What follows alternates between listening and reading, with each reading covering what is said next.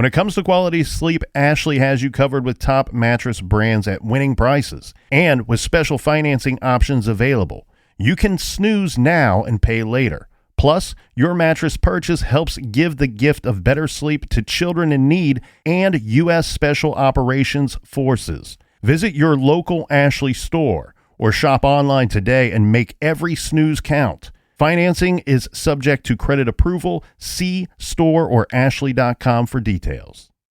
Rosetta Stone is the language learning program with a lasting impact. I've been using their app to learn French, and it's not just about memorizing words, but actually having real conversations. And it's not just French. They offer 25 languages. Right now, Rosetta Stone has an awesome holiday deal, 50% off their lifetime membership. Every language, unlimited access forever. For anyone keen on diving deep into a new language, check out rosettastone.com. It's a game changer.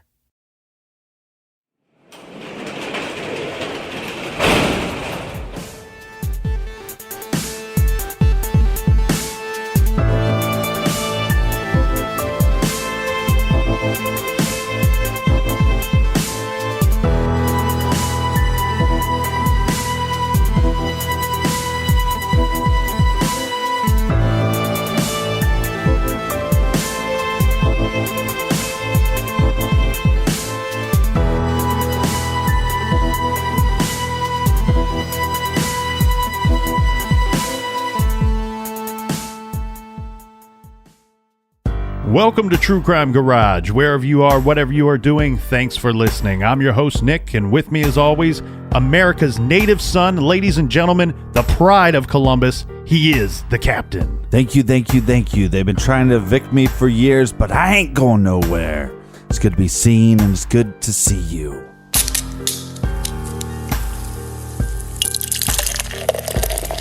Today we are drinking Cross of Gold by Revolution Brewing Company in Chicago, Illinois, garage grade 4 out of 5 bottle caps.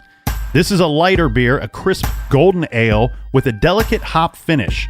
They brew this with a little bit of wheat and there's a tiny hint of honey. Cross of Gold was the 2012 World Beer Cup Gold Medal winner. And gold medals go out to everybody that chipped in for this week's round of beers. First up, a big thank you to Peggy in Arena, Wisconsin. A big shout out to Carissa in Hamden, Connecticut. Next, we have Leslie from Boston who says, try Blue Moon Cappuccino. And we also have Carmel sending hugs and kisses from Blue Earth, Minnesota. So we went from Blue Moon to Blue Earth there, Captain. Well, you've always been known as an astronaut. Next, we say hi and thank you to Chelsea from Durham, North Carolina. She says she loves the show, told us to be easy. I don't know what that means. Just take it easy, Captain. No, we're not going to be easy. And last, we have morals here, okay? It's going to take a little more than beer fund money to get in these pants. And last but not least, we have Brennan from Puyallup Up, Washington. Blah, blah, blah, blah. That's how he told me how to say it. I'm the captain. I am from blah, blah, blah, blah. Yeah, that's where we're both from after about 5 beers. Well, thanks to everybody for donating to the beer fund. If you'd like to do so, go to truecrimegarage.com and click on the donate button. Yeah, and for any garage merchandise or old episodes, that's where you're going to find it, at truecrimegarage.com. Also, we got the blog there, so if you're interested in having some more in-depth conversations, we like to do so through the blog. Also, all social media, Facebook, Snapchat, Twitter, Instagram, all that stuff, you can find us at True Crime Garage. All right, that's enough of the business. Everybody gather around, grab a chair, grab a beer. Let's talk some true crime.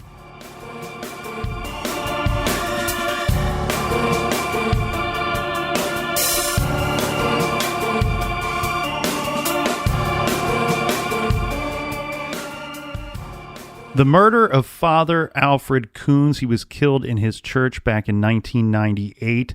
There has been some argument recently, Captain, if this is a cold case or if it's a case that there's still plenty of leads.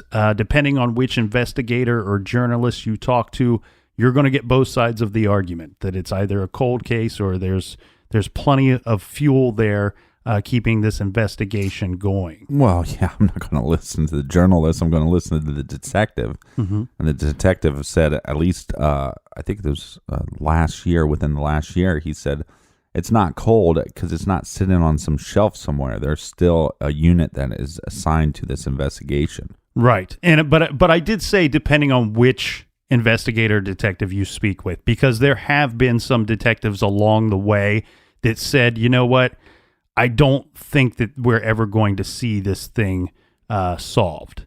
I don't think we're ever going to see a conviction here. But you're right. As more recently, there seems to be some detectives involved that believe that we could see this thing work itself out. They might be waiting for a little luck. They might be waiting for the right clue, or possibly, a confession. Sometimes these confessions can happen as the years go by. All right. So where we're at before was the theories, and the first theory primarily was this some kind of satanic killing? Mm-hmm. And again, my theories on that. For me, I think they'd leave some signature. Now, his friend that was a priest, what was his name? Fiore or Martin? Martin. Martin is the one that brought up the fact that, well, there's possibly some satanic cult within the church. Mm. And I think if he was killed by one of them to shut him up for what he was saying on his radio show, I don't think there would be some kind of signature mark left. We don't know if there was or wasn't, because this, again, a lot of this investigation has been close to the chest. Mm-hmm. Now, what I would argue, and I think we differ on some of this, because you said earlier, yeah, rightfully so, a lot of this stuff should be kept close to the vest. I think, as we're talking about many years have passed. Right. I think investigators need to, the more evidence that you release, the more leads you will get. And I know some of those leads that you'll get are going to be kind of a waste of time, but you're going to get more leads. So if there was some kind of signature, we don't know. And if there is, they might want to release that. Right. And you and I have both voiced publicly here that, regarding the Amy Mihaljevic. The garage is not public, dude. But regarding the Amy Mihaljevic case here from Ohio, when they released information that they did say, when they released the information, they said, look, we're not certain if this is tied to the case or if it's not. It could be. But this item, these drapes were found in the area, found near her body. And but they released this information, 25 years later. And it's like, okay, yeah, as you're saying, with Father Kunz's murder, this takes place in 1998.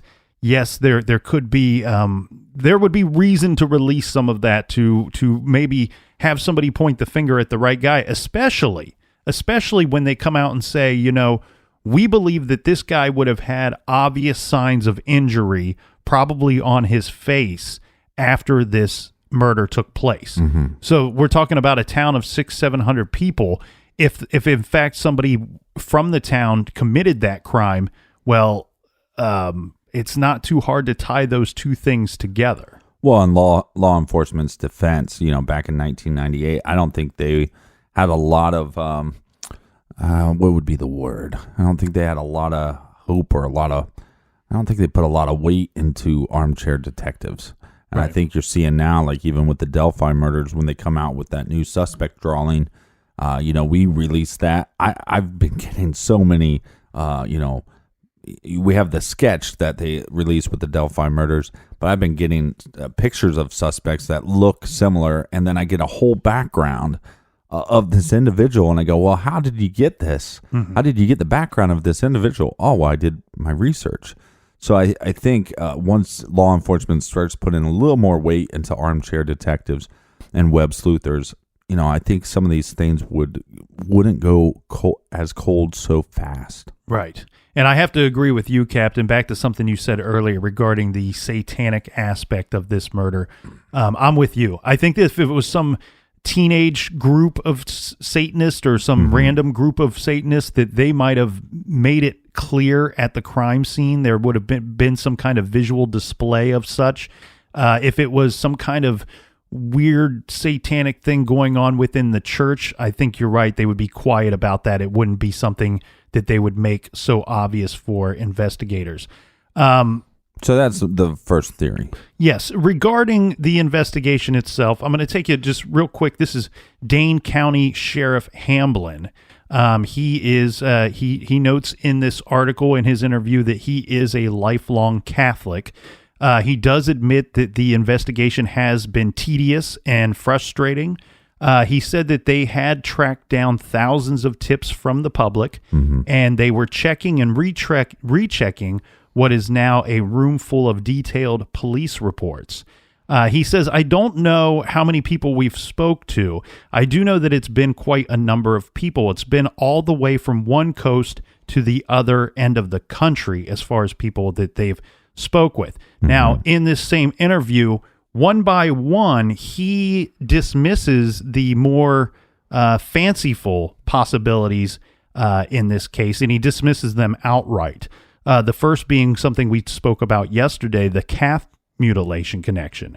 He states, nope, was there any connection between Father Kunz and the death of this calf? He says, nope, there's been lots of rumors around town regarding that incident, but they didn't find anything. They investigated it. They didn't find anything. Well, and the timeline of that killing of the calf might not actually be accurate either. I mean, that could have all just been rumor or hearsay. The other thing was the exorcism referral. Remember, we said that it was thought by some other priest that Kunz was to be contacted or to be conducting an exorcism soon in the near future before his death occurred. The thing here is they said the same thing, that they investigated that and nothing came of it. Now, he adding his own opinion, though, stating that when people talk about an exorcism referral, as far as this case is concerned, he says that he would actually think of someone with a mental illness rather than somebody being possessed by a demon. This is from his police background. And he says that he believes evidence in this investigation has pointed to that this would be a very emotional murder, which brings all sorts of possibilities. So what I think, if we're trying to read between the lines here of what the Sheriff Hamblin is saying, a probably very emotional murder. Reading between the lines, I feel like that means that there's some ties. There's some more direct ties from the assailant to the victim, rather than just some mentally ill person, somebody that is demonically possessed, or some Satanist, or a random drifter, because that was one theory at the beginning. Yeah, I don't know if I buy that. Again, like we do have evidence that there was no breaking and entering. So was it a drifter that the father was trying to help, or was this somebody that he knew and he let this person in, or did this person have access? So let's get into some more theories. Right. And I think the thing there, reading between the lines, though, I think the sheriff is implying some kind of relationship between the murderer and the victim there. Right. Some knowledge of who was his murderer. And he was also directly asked about a church connection, perhaps the controversy going on in Springfield, Illinois diocese. And he says, nope, there was no connection confirmed that direction either. You spoke about that a little bit yesterday. Yeah, but I don't. About some investigations that Kunz was rumored. We can't confirm. He was rumored to have been involved in some kind of investigations into the diocese in Springfield, Illinois. Well, and also all the dioceses in all of Illinois. And so what did he say on the radio show? What did the people working on the radio show know? That seems like a very controversial Catholic radio show. You're going against the church. They never like that. So is there any, again, we have a priest friend that was on the show talking about these inner child pedophile rings within the Catholic Church. So there's your connection. Is it connected to the murder? We don't know, but there is a connection there. Well, staying on that note, on the thought of another priest and also their radio show as well, in the aftermath of Kunz's death, the aftermath got strange, and then it got even stranger. There would be stories of the exorcism referral that we talked about, the satanic assassination. Eventually, there's innuendos of sexual impropriety by Kunz, and we'll get to that in a little bit. There would even be allegations that his murder could somehow be linked to evil in the most unthinkable of places, the vast Catholic hierarchy that Kunz was tied to as a priest. Some even blame the Vatican and Rome. So could someone within the church really have killed Kunz or ordered him to be killed? Right, like a hit. Mm-hmm. Well, remember we spoke about Peter Kelly. He is the attorney that was the producer of the radio show that had worked with Kunz for quite some time in Monroe, Wisconsin. Now, Peter Kelly, when asked that question, could somebody in the church really have killed Kunz or ordered him to be killed? His response was absolutely. As unbelievable as that might sound to some people, he says absolutely. And he also adds that there were a lot of people in the church for whom life would have been a lot easier if Father Kunz was not around. Right. So again, I think he was doing some investigative work. This is, like I said, a couple of years before the whole Spotlight thing in Boston. Mm-hmm. If you haven't seen that movie, I think it's very educational on the inner workings of systems and how they protect themselves. Mm-hmm. And I think he probably knew some stuff. And again, like I said, there would be a signature.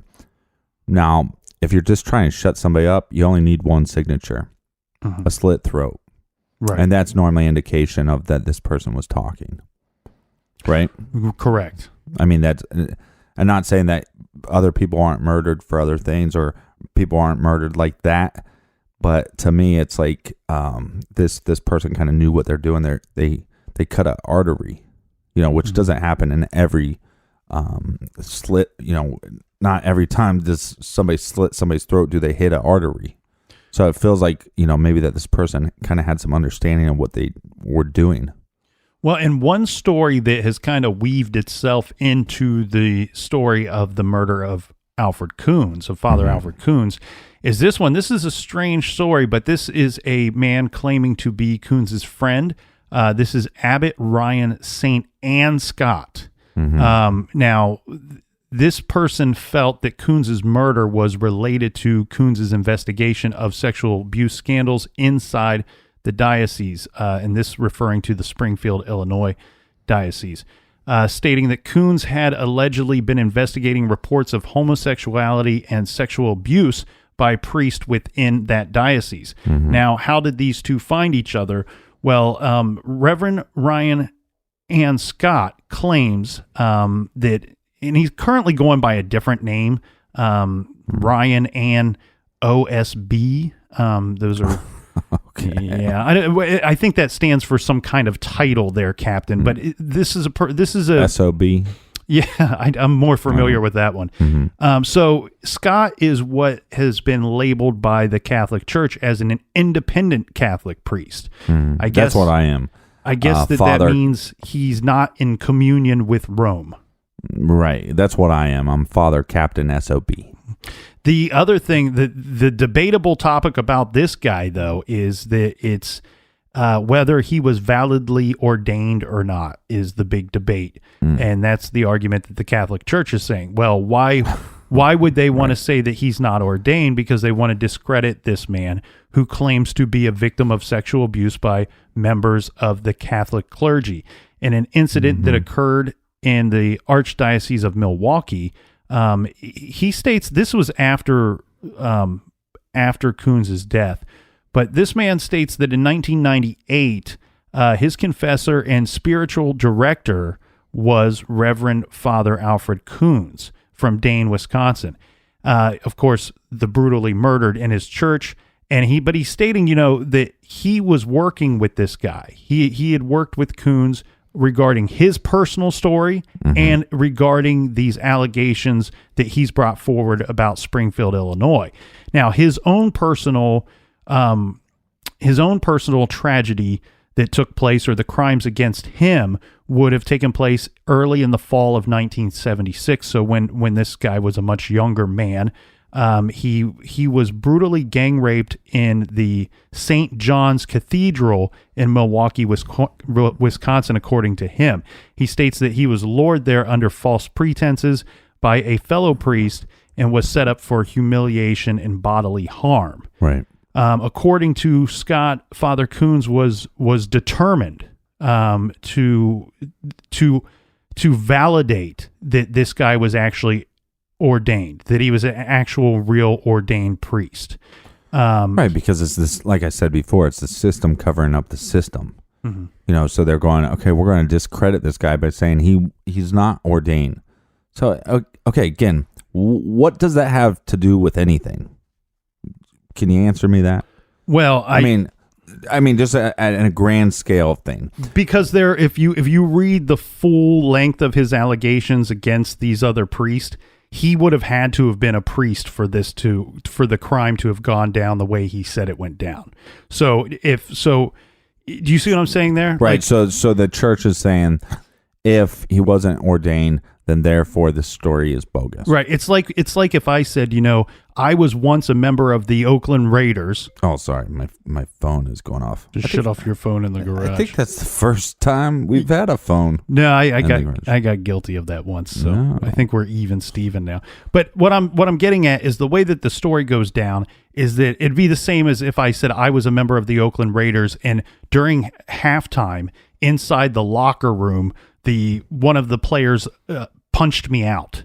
Okay. That's not the same thing. No, yeah. It'd be like you saying you're a part of the Oakland Raiders, you're the punter, and then when you got in the locker room, you were gang raped by the offensive line. I don't think that would be the same. No. What I'm saying is that it is the exact same, because as soon as I go and I report the crime, and then the Oakland Raiders go, it's a different crime, though. He's never been, well, duh. Right. But when they say he's never been a member of this football team, then immediately my allegations, my whole story falls apart immediately, Not necessarily. Is what I'm saying.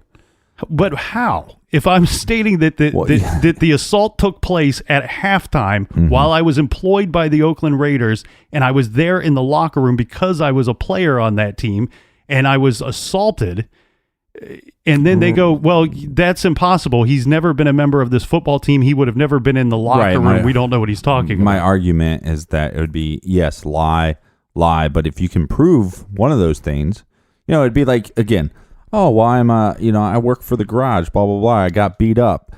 Oh, well, you actually don't work for this garage, but I have proof that I was beat up. Well, just because, I wasn't truthful about one thing doesn't mean that just because I lied about one thing doesn't mean that the next thing is automatically a lie, is what I'm saying. Possibly. But what I'm saying is, if you read the full length of this, of these accusations, he would have had to have been a priest. He would have had to have been working in that capacity for this to be truthful at all. Right. But then the argument too is that Father Kunz was trying to prove he was trying to validate this guy being as an ordained priest. Again, another motive for the system to cover up the system. This Saint Anne person himself, he is a controversial character, and that's not just by the opinion of the church. He has a felony conviction from 1994 for misconduct in public office. Apparently he had a check from the city for $30, and he magically made it turn into a check for $300. And he got caught for this. The old add a zero trick. Add that to the list of things not to do that we were going over yesterday, Captain. But this person, and again, similar situation to, Malachi Martin that we discussed yesterday. When it comes to this guy, he has these allegations. They are interesting. Are they true? I don't know. I don't know if there's enough evidence or enough proof to back up some of his statements. Now, it has been reported that we talked about roughly, kind of touched on that Springfield, Illinois connection. But the bishop eventually did resign from his office there. So I don't know if that you can make your own opinion on that, if that means if there is any sign of guilt or not. Well, and that's one of the major things that the Spotlight team uncovered in Boston was whether it was people resigning or them moving around priests to cover their tracks. So cover their tracks. I mean, basically just hide criminals. Captain, we got to talk about this thing, though, here, because about 2 years after the murder of Father Kunz, there's an article that came out. This is from the Madison Associated Press, stating that the title is "Slain Priest Had Relationships with Women." Yes, he did. And I'll give you the gist of it rather than read through the whole thing. Read it slow.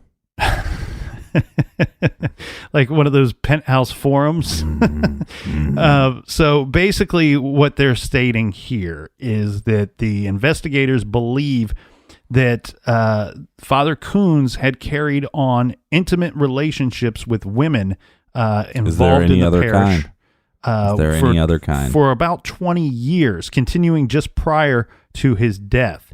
Now, investigators came out with this information because they were asking the public for leads now that they had this new possible motive. Right. So the motive would be he was having a sexual relationship with a married woman, and then the husband found out and then decided to kill Father Kunz. Yeah, became in a jealous rage, stormed into the church, and... Which is definitely a crime of passion, so I could see, this being a possible motive. Mm-hmm. This seems likely, would seem more likely if he wasn't as old as he was.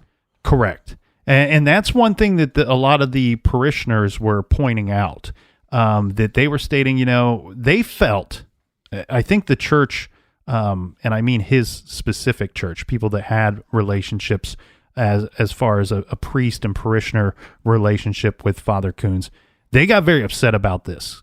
Coming out, and they actually got very upset with their own sheriff and their own sheriff's department because they almost felt like these allegations were not warranted, and that they were really just kind of dragging the good father's name through the mud after death. Well, the statistics are like only 47% of priests are celebrant, anyways. So, I mean, that's pretty, for people that take an oath, right. An oath of chastity, right. That you're stating that the numbers are on the side of the investigators' allegations. Yeah, but I mean it's a dumb rule anyways. I mean that wasn't put into place by the church for a very long time, and it was only put into place. So it had nothing to do with being more holy or anything like that. It was more just so the priest in the community had a lot of power. And so if they had kids, then they could transfer that power over. So now you're becoming more of a kingdom than you are a church. So the Catholic Church put that into law, and therefore they couldn't pass down their power to their family. Well, this would lead the investigators to investigating and interviewing a lot of the female parishioners. And I have an account of how some of the questioning went down for one woman, but we will get right to that after this quick beer break.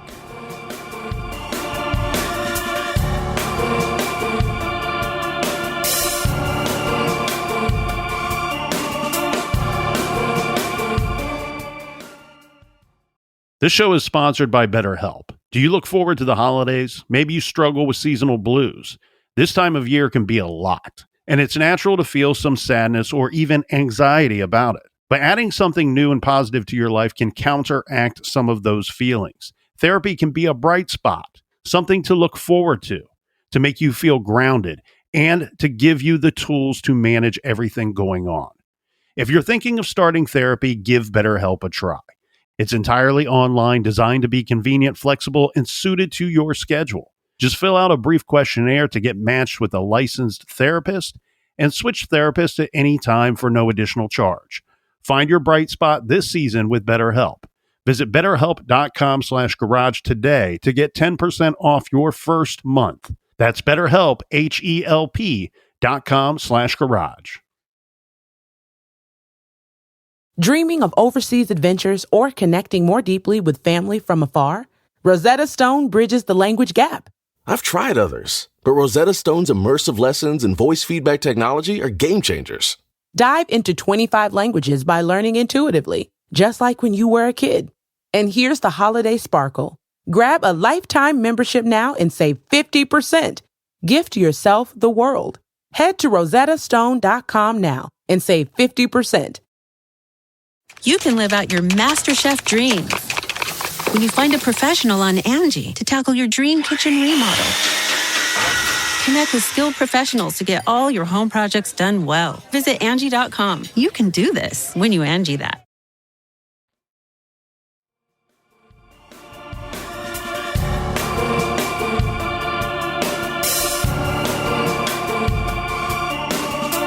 All right.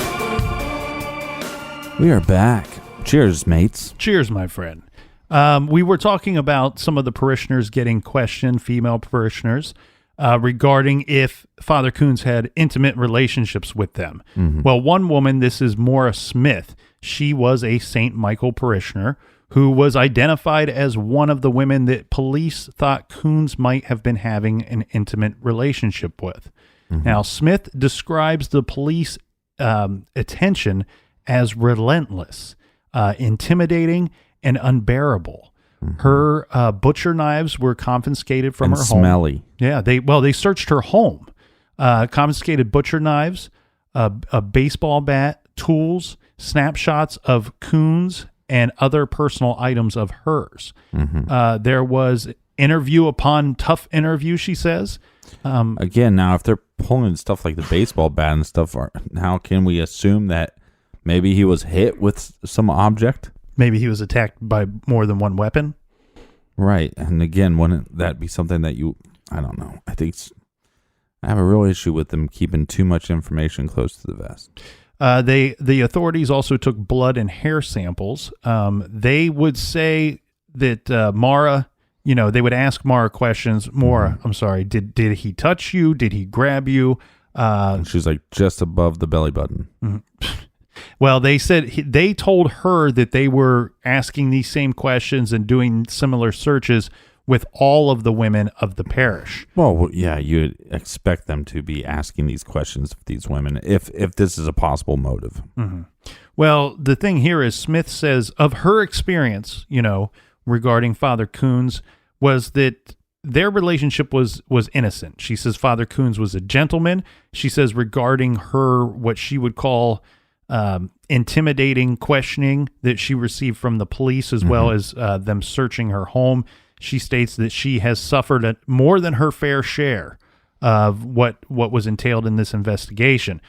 She eventually moved out of the area. She moved to Milwaukee. Because she was upset about the ordeal, citing police harassment and accusing the sheriff's office of dragging Kunz's name through the mud. So that's one of the ladies of the parish, her experience as far as the allegations about Father Kunz with women of the church, and if there were potentially a jealous husband or boyfriend involved in the murder. Right. So basically what, they come up with this theory, and this drives me insane. Let's come up with the theory, and then we try to prove it. Mm-hmm. How about you try to prove it before you start, again, we'll hold all this stuff to the vest really closely, but, we're going to start spreading rumors that this father was having affairs with ladies from his church. Well, and a lot of times investigators or police will use the word intimate to mean just a close relationship, to describe a close relationship. Well, I think that's irresponsible. Well, one thing that they did in this investigation, and when they would speak publicly about this investigation, was at some point they dropped that word as, saying intimate relationship with the priest. Mm-hmm. Because at some point they started saying, their belief is that this person had an intimate relationship with the priest and had a good working knowledge of the church itself or the building that he was found murdered in. Right. Now, the thing here is, like I said, they dropped that intimate title and just changed it to a relationship or close relationship with the father at some point, because they're getting backlash from the parish. Well, of course, again, investigate it, then present the theory. Don't present the theory, then investigate it. I just think that's irresponsible. So that theory is kind of squashed, and what else we have? I know we had some profiles that they had. Yes. So the police, I do think that the investigators here did a pretty thorough job on this investigation. It seems like they've worked very hard and tried everything they could. Now, one thing they did work with FBI profilers, the forensic behavior science experts who discern probable behavior at crime scenes based on physical evidence in consultation with investigators. Police consider these profiles to just be guiding tools. We all know that. Here are the conclusions of the FBI profiles regarding the Father Kunz case. This is their thoughts. 1, the offender showed obvious rage publicly, and the likely motive was related to jealousy, revenge, betrayal, or something else very personal. So a personal vendetta against the priest.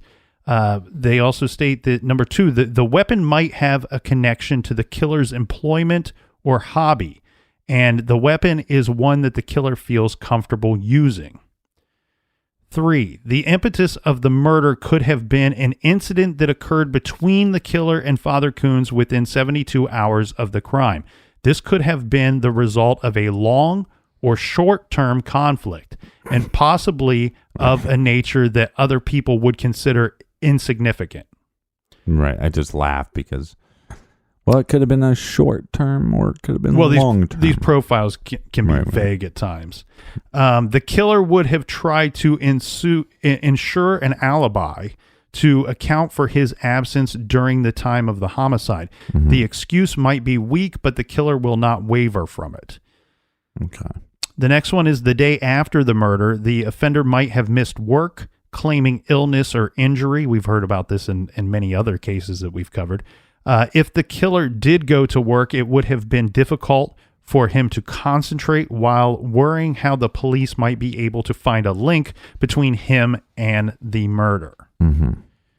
The killer's preoccupation with the crime may have caused noticeable behavioral changes, such as withdrawing from friends and family, changes in eating and sleeping habits, and or increased use of drugs and alcohol. I mean, we see this a lot of times too. Somebody, commits a crime and then really follows it as almost an obsession, and they sometimes it can be caught that way as a result. Yeah, and regarding the drugs and alcohol, sometimes they believe that's a way of the person dealing with the guilt or dealing with the stress of being worried that they're going to get tied to the crime.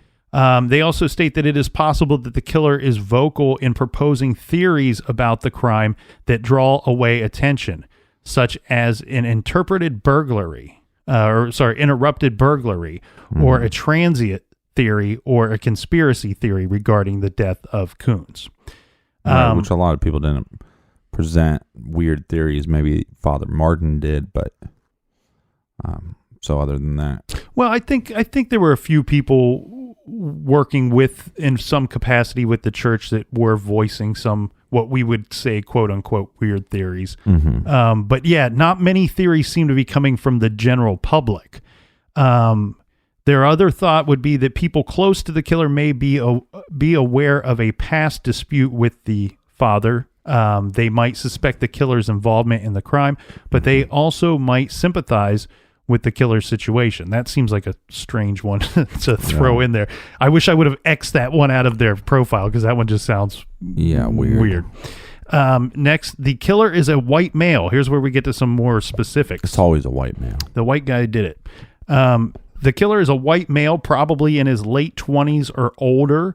They estimate the age because of the killer lack of panic after the murder, that this must be somebody that's a little older, that's a little more patient, that this wasn't a teenager or a very young man. The murderer was known to Father Kunz, but also had a physical size that posed no threat to Father Kunz. Right, so not a large man. Well, this makes you wonder because they're gathering some of this evidence as physical evidence and with consulting with the active investigators on this crime. When they say that he has no physical size that posed a threat to Father Kunz, that makes you believe that Father Kunz very likely opened the door and let this person into the building. Right. And I think we've seen evidence of that. Yeah.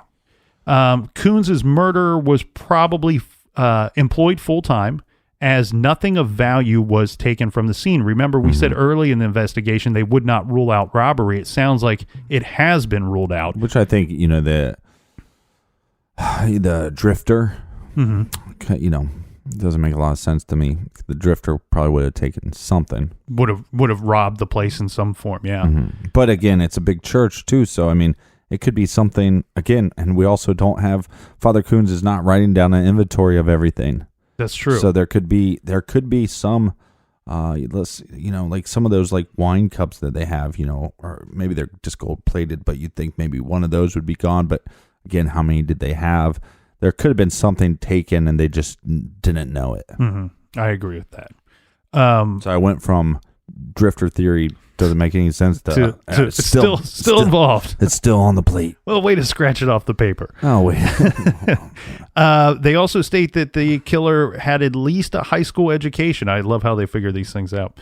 A full-time employed, at least a high school education, and no extensive criminal record. The killer's intelligence is average, but he is without the street smarts of a sophisticated criminal. Mm-hmm. So almost stating, we see no extensive criminal record and without the sophisticated street smarts of a sophisticated criminal. So this might be this person's first rodeo, so to speak. Right. And at the very, maybe even more, hadn't committed any crimes at all. The next one is the killer did not expect the amount of blood gushing from the fatal wound, complicating the weapon, his clothing, and this would complicate the disposal of his clothing in the weapon, this creating a problem for the killer. Also unexpected was how fierce Kunz struggled. No matter how brief the altercation was, the killer was punched several times and may have been scratched or cut by the murder weapon itself. Right. These injuries would have been visible to those close to the murderer. Mm-hmm. Well, I like those FBI profiles, Captain, and I like when they release them for. I could read those all day long. And you're right, though. I don't want to listen to them all day. There are things in there that you can snicker at, that you can laugh at a little bit. There are some vagueness to them it's like at our times. podcast. But I think that that would lead us to our next topic, which would be, we discussed theories, but let's talk about some more, let's talk about suspects, and let's talk about them as specific suspects. Mm-hmm. So several sources confirmed at one time in this investigation that the investigation was targeting the teacher who had found Kunz's body. Right. After this is different though, because this is after this teacher moved in with Kunz's friend. Who did he move in with? He moved in with Reverend Fiore. Now, remember, we talked about this guy. He's longtime friends with Father Kunz. And this quote-unquote suspect moves in with Fiore, lives with him for about 6 months. This is almost immediately after the murder. Right. The teacher eventually moved out of the state and was recently engaged to be married. I'm guessing, I don't have anything to back this up, but I'm guessing that possibly that relationship with the woman may have taken him out of the state. After finding the body, though, this teacher called 911 on the morning of March 4th, 1998. The teacher did pass, this is according to police, passed police questioning. And what they did was... You passed police questioning. I was waiting for you to say a polygraph, but... No, this is according to the police. Now, one thing that they did at the time, they took this person's clothing. Because remember, after finding the body, this teacher's clothing was covered in blood. Mm-hmm. So they took his clothing and they basically left the teacher wrapped up in a blanket. What had happened was when Father Kunz was found murdered at the church, there was supposed to be school that day. There was going to be other teachers. There was going to be students there. This was going to be a regular day in Dane County. Right. But what ended up happening was they discovered the murder, And so they sent all of the parishioners, all the school children, all the people arriving to the school that morning, they sent them across the street to the village hall. Now this teacher that is more shocked than the rest of the parishioners because he in fact found the body. Right. He's had his bloody clothing confiscated from him, taken from him. He's now wrapped in a towel, sitting amongst all of these other people who were in shock that their priest was killed. Well, a couple things with this. I mean, the murder weapon would have to be close, and they should be able to do DNA testing to see if this teacher had any blood, like a mixture of blood between his and father's.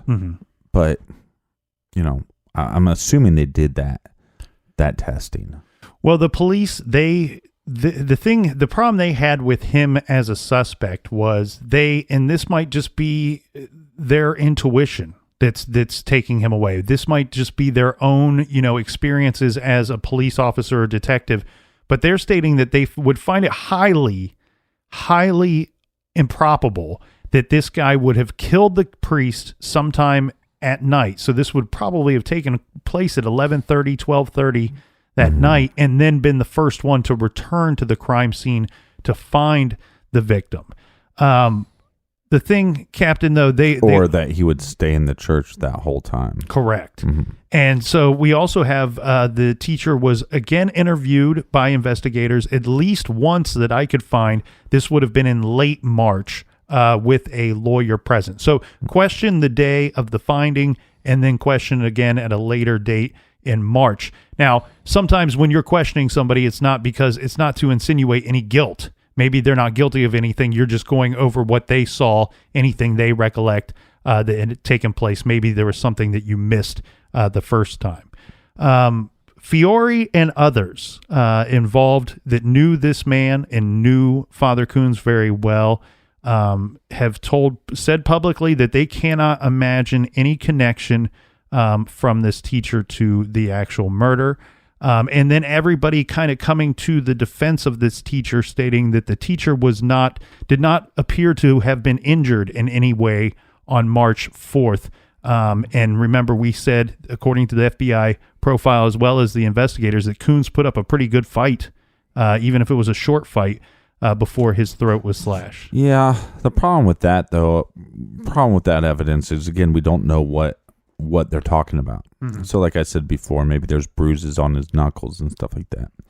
And there's multiple ways. I mean, maybe you get a bruise from your knuckle because you did punch somebody. Or maybe you get a bruise from your knuckle because in this struggle, your hand smacks against the wall.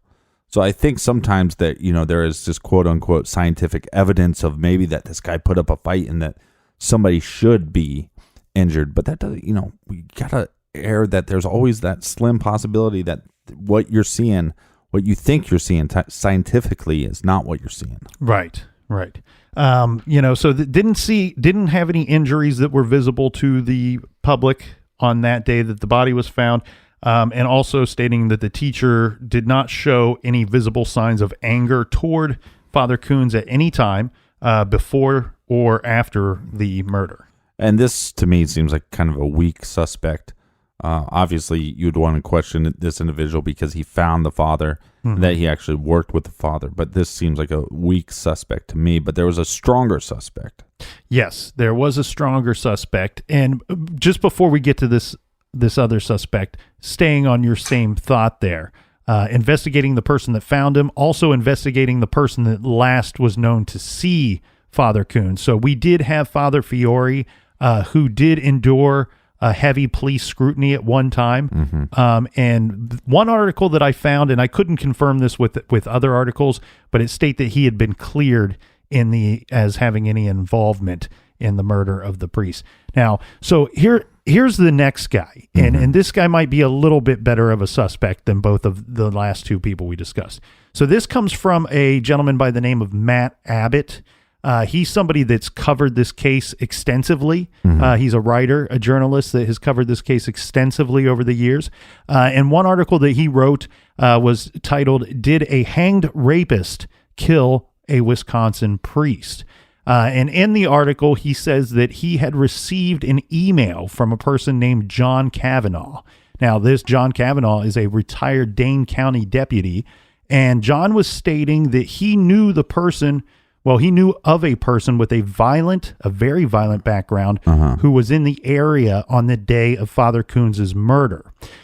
This person that he's going to say allegedly killed Father Kunz is now deceased. Yeah, he's going to implicate him. Well, where did John Kavanaugh get his information? He says that the suspect, his father, had told John that the suspect had contact with Father Kunz and that he had asked Father Kunz for money. He was refused. And in this person's words, he said he had to rough him up. So he had to rough up the priest after he's denied money. Now, this perpetrator, this suspect, is John Kavanaugh's nephew. Okay. So it would be John's brother, the father of this suspect, that gave him this information. Now, who is his nephew? His nephew had a history of violence toward women. He was incarcerated pending trial on charges of assault and kidnapping, and he committed suicide while he was waiting for that trial. He had previously served time in state prison for assaulting another woman. Well, right. Okay, so think about this, too. I mean, think about how many cases that we've had. I think Aurora shooting, the Aurora Theater shooting. Yeah. Sandy Hook, I think. A couple other ones where the parents hear about a crime and they get a gut feeling that it was their son or their daughter or whoever, right? Right. And so we have this case where this thing happens in a small town, but maybe the father, gets more information, but he had a gut feeling from the beginning. Well, the strange thing about this person saying that he had to, he was refused money and then he had to rough up the priest. Well, he used this same phrase when he described a crime he had committed like 8 or 10 years before the murder of Father Kunz.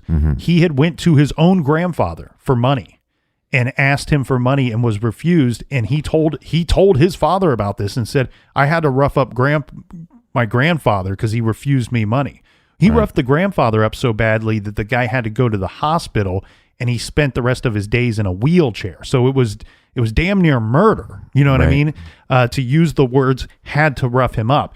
So this man, John Kavanaugh, though, is saying that once he had this information from his brother about his nephew's confession, quote unquote confession, he notified the sheriff's office.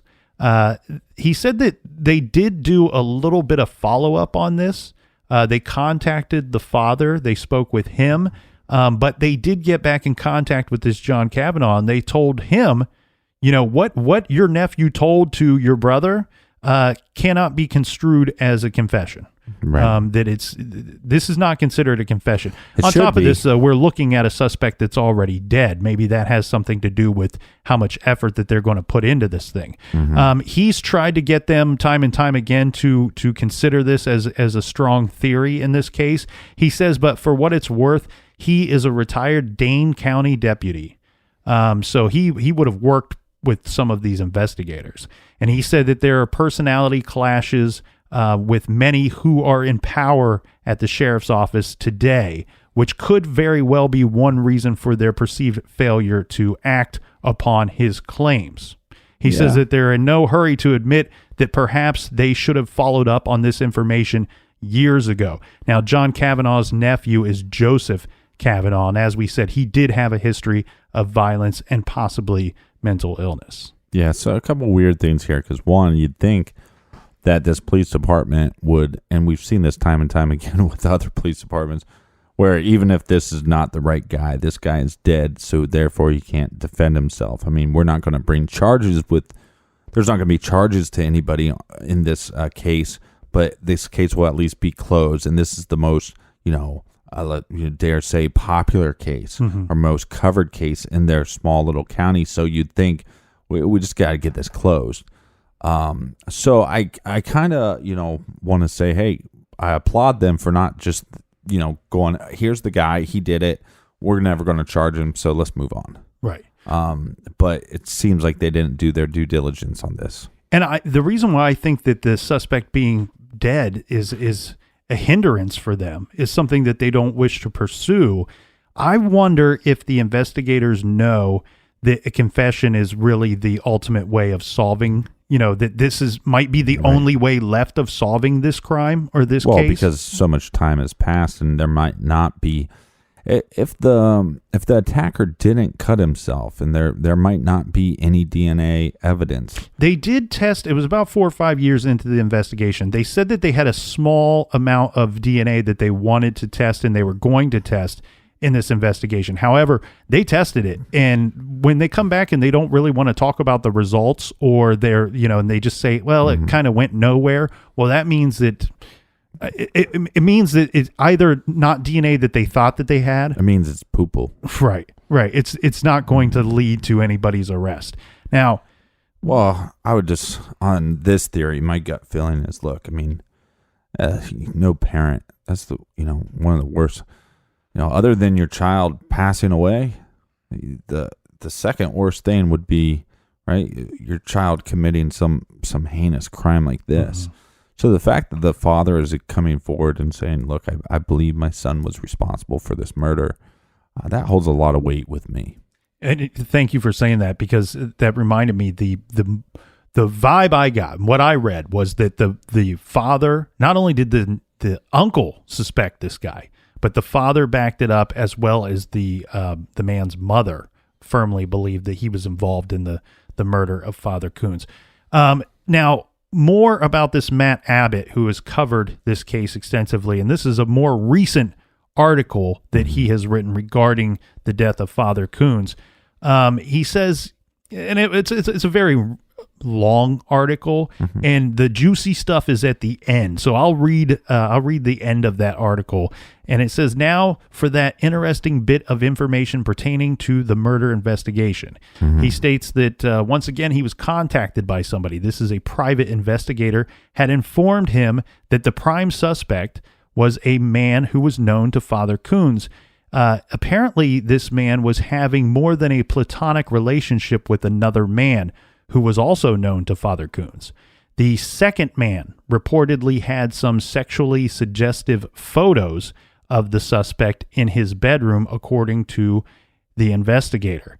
The simplest explanation is usually the best one, the investigator told Matt Abbott, and stating that maybe Father Kunz caught the two together or saw a photo that was compromising. Maybe the man had confessed to Father Kunz about their homosexual relationship. Probably no one will ever know which one of those is true. But he says, all of the circumstances, even without the possible motive pointing primarily at the suspect, unfortunately, this primarily does not translate to anything beyond reasonable doubt. Basically, he's stating that this guy went out and killed Father Kunz because he was aware of this relationship that he was having with another man. And this private investigator he believes that the police did their job, that they did their due diligence. He thinks what has really put this investigation on its side was that the man he was having a relationship with was not very forthcoming with information and may have even lied to the police early on in this investigation. All right, so that's none of what you just said is that clear. So the guy that murdered Father Kunz was actually having an affair with another man. I don't know if he was having an affair, but he was having, according to this article and this investigator, he was having a relationship. He was having a homosexual relationship. So with another since man. Father Kunz knew about this homosexual relationship, he had to murder him. That doesn't seem like that. That's according to this investigator and the article written by Matt Abbott. Right. I don't like this theory that much at all. Now, police did state that there was an anonymous letter that was sent to the police years ago in this investigation that did name a suspect for them. Later, police were able to identify who this anonymous person is. Now, they've not outwardly said who the anonymous person was. They've also not stated who was implicated in the letter that was sent to them. All right, so where did this investigation lead them? Well, the thing here is I wonder if that's where this private investigator came up with this whole theory about the two men having a relationship that one of them would have moved out of town. One of them remained in town. And maybe the one that remained in town knew what was going on, lied to the police early in the investigation, felt bad, felt guilty, knows who killed the father, killed the priest, and sent this anonymous letter. That's a suspicion. That's a bit of a leap. I understand that, Captain. It's a little bit of a leap.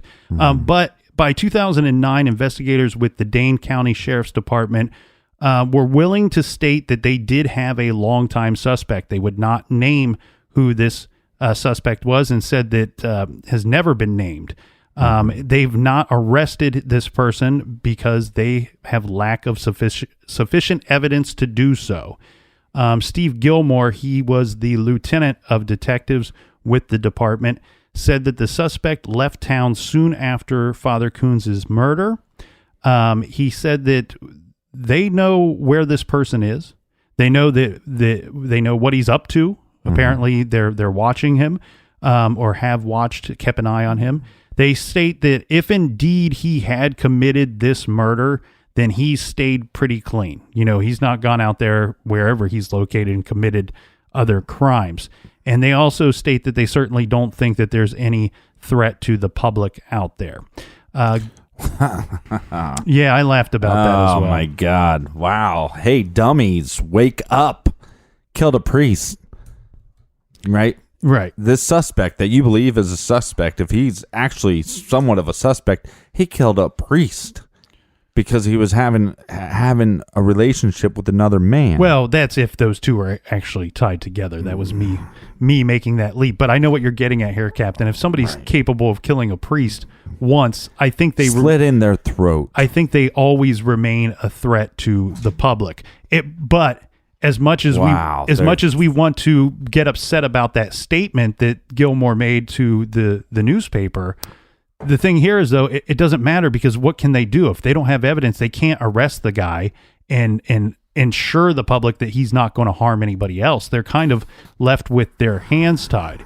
So what Gilmore basically is stating, that as of, this was in 2009 article. However, he states in this article that as of 2008, that suspect was alive. He was under surveillance by somebody. Yeah, I'm sure he is. And he was no longer living in the Dane County jurisdiction. All right. Well, that's just, it does leave a little sour taste in your mouth. I'm drinking beer. There's no sour taste in this. I got a little taste of honey. Didn't you hear the man talk about this delicious beer? So does any of that lead you to any direction in this case where you feel that you have a better idea or better sense of who committed this crime? No, because originally looking into this, my gut feeling, and probably because I just watched Spotlight, my original gut feeling was, Father Martin talking about possibly some kind of inner workings of the church and trying to cover, system covering up system. That's kind of where my gut feeling was going. But like you said, you read into this, when you have a child that you believe had the capability of doing this, roughed up his grandfather, had all these vicious attacks, kidnappings on women, uses the same verbiage when he talks about he had to rough up the father, right? Father Kunz, that is, and so now you got an uncle, a father, and a mother, all stating that this person they believe should be the number one suspect. There might not be evidence to prove that, right? So that kind of ties law enforcement's hands. So, but then they toss in this other person, and I don't want. Okay, their remarks on he's not a threat to society. Well, that is just bullshit. And they should be reprimanded somehow for just that dumbass comment. But how would you I thought about this quite a bit. Just spank them in front of people. Just spank them. I don't think they can do that.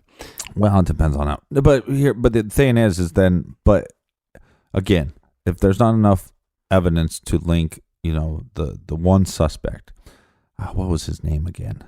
That was the Joseph Kavanaugh, the Kavanaugh guy that committed suicide. Yeah, if there's not enough evidence to link him, Or maybe they did look into that and they just don't think he's the guy because they have enough information on this other suspect. That's the only thing there that kind of makes me question. Again, mom, father, uncle, verbiage, his attacks before, the suicide, all those things. That that's your number one suspect. Mm-hmm. But I don't want to discredit law enforcement if they go, we got this other guy, and we'd like to get him. Right. Yeah, I'm with you, Captain. I think the one thing I think I rule out here is the Satanist aspect. Never rule that out. I think that one seems less likely the more you get into this situation, and you see that it is very likely that that Father Kunz had some type of personal relationship with the person that committed this crime, whether it be just somebody that attended his church. I think it was a familiar face that knocked on the door that night, and he opened up the door to his killer.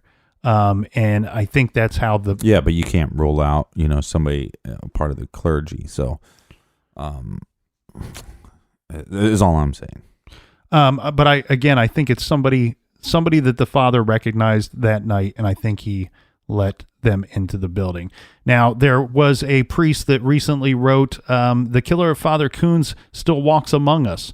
No one can be certain if this vicious killer has or will strike again. Until the murderer of Father Kunz is arrested and convicted, an individual possessed by evil walks among us, assured that at least once he has successfully murdered a man of God and gone unpunished. Until this crime is solved, those who hate God and his people know that it is possible to kill and get away with murder. Anybody having any information regarding the murder of Father Kunz should call the Dane County Sheriff's Office at 608-284-6871. And I really hope they do get more information and have the closure of this case, because one of the things that I applaud Father Alfred Kunz for doing was to look at his own and to see that there was a problem within the inner workings of the church, right? And something that he fully believed in. I mean, he committed his life to the church. He committed his life to a community. So whether or not you're religious or not, anybody that I think commits themselves to a community and lifting up people and doing good instead of harm, I applaud those people. But I also applaud the fact that he saw that there are evil demons within the church preying on kids, and that he was doing some research and at least diving into it and not turning a blind eye as so many have. Well, so said, I applaud him for that. Yep. Recommended reading for this week, Captain, we are recommending The Operator, Firing the Shots That Killed Osama bin Laden in My Years as a SEAL Team Warrior. You were a SEAL team? No, that's somebody else's words. This is by one of the many, many heroes that have served this fine country. This is Robert O'Neill. Robert was on the SEAL Team 6, obviously. He also served in Iraq and Afghanistan. This guy, he served in our military's Tier 1 units. He did 400 missions in his military career. He was involved in the rescue attempt of the lone survivor, also the rescue of Captain Phillips, and of course the bin Laden thing. That's a brother of mine. And in his book, The Operator, he reveals firsthand details of the most celebrated terrorist takedown in history. So please check out The Operator by Robert O'Neill, and you can do that by going to our website, truecrimegarage.com, and click on the recommended page. Thank you guys for listening. Thanks for telling a friend. Thanks for spreading the word. We appreciate you. Yep, we will see you back here in the garage next week. And until then, be good, be kind, and don't litter.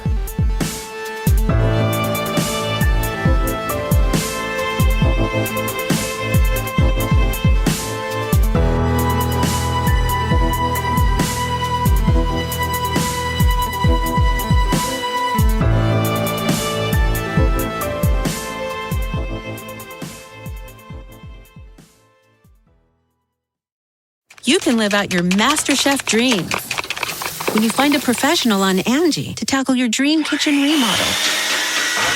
Connect with skilled professionals to get all your home projects done well. Visit Angie.com. You can do this when you Angie that.